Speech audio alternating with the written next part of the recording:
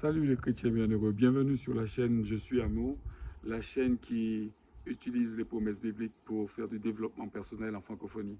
Je suis Édouard, je suis coach, aimé, apprécié et passionné surtout des promesses bibliques et je me donne comme charge de vous permettre de rendre ces promesses concrètes dans vos vies. Il ne s'agit pas seulement de lire un livre et puis d'être malheureux. Je suis peiné et fatigué de voir tous ces chrétiens qui ne font pas de ces promesses une réalité, un truc concret dans leur vie.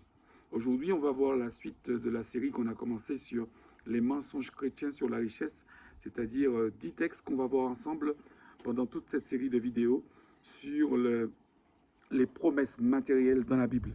10 textes qui prouvent que Dieu veut que toi qui m'écoutes là, tu sois riche.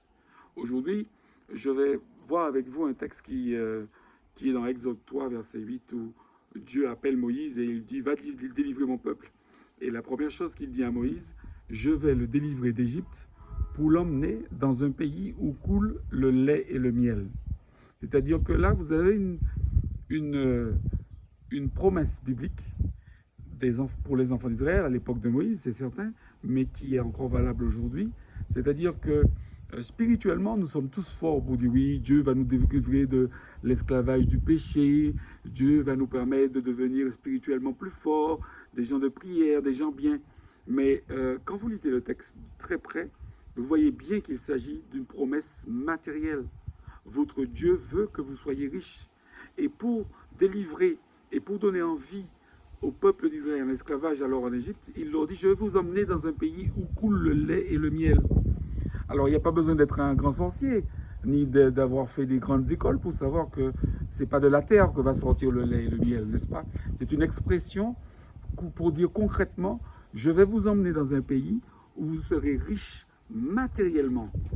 Le lait et le miel sont des symboles de la prospérité matérielle et de la richesse.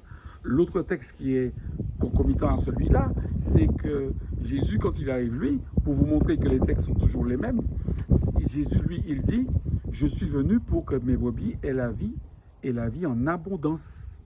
Encore une fois, il n'y a pas seulement une référence à une hypothétique vie éternelle, un royaume des cieux, quelque chose qui serait géographiquement et physiquement lointain.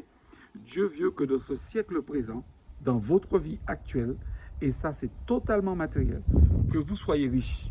Mais alors vous me direz, mais pourquoi ce n'est pas encore vrai pour certains d'entre nous? Pourquoi ce n'est pas vrai pour moi qui t'écoute là? Tu es en train de nous raconter des blagues comme tous ces pasteurs, ces rabbins et ces prêtres qui nous chantent la même chose depuis longtemps. Non, non, non, non. Les promesses de Dieu sont véritables. Maintenant, si elles ne s'appliquent pas dans ta vie, il y a une loi de l'univers que Dieu a placée. C'est que ce que tu ne crois pas ne peut pas t'arriver. Si tu n'y penses pas, si tu vis ta vie comme un pauvre, parce que tu penses que la pauvreté c'est une vertu chrétienne, ça n'est pas biblique, c'est religieux. Dieu veut que tu sois riche. Et si tu veux aller sur le terrain de la spiritualité, on peut le faire. Parce que l'esclavage d'Égypte, c'est l'esclavage du péché. Et quand Dieu nous délivre spirituellement du péché, il nous met dans un pays où matériellement, on peut apprécier. Mais pour apprécier matériellement, effectivement, il faut aussi être spirituel. L'un ne va pas sans l'autre. Mais ce que je veux vous faire comprendre, ce que je veux te faire comprendre, toi qui m'écoutes aujourd'hui, c'est que Dieu veut que tu sois riche. Arrête de penser que le matériel ne va pas avec la spiritualité. Je suis sûr d'une chose, la pauvreté ne va pas avec la spiritualité. Parce que quand tu es pauvre, je suis sûr que tu ne fais pas honneur à Dieu qui a dit qu'il veut que tu sois dans l'abondance. Et pour finir, avec notre petite vidéo d'aujourd'hui, je vous dirais que allez lire le psaume 34 et le verset 11, je crois, qui dit que ceux qui cherchent l'Éternel ne manquent d'aucun bien. Et comme je vous l'ai dit dans une vidéo précédente, vous pouvez aller chercher dans la série, dans la playlist les mensonges chrétiens sur la richesse.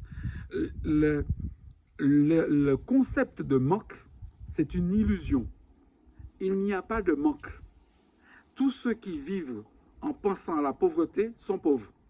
Mais tous ceux qui vivront en abondance, en voyant l'abondance de tout, je parle d'abondance de tout.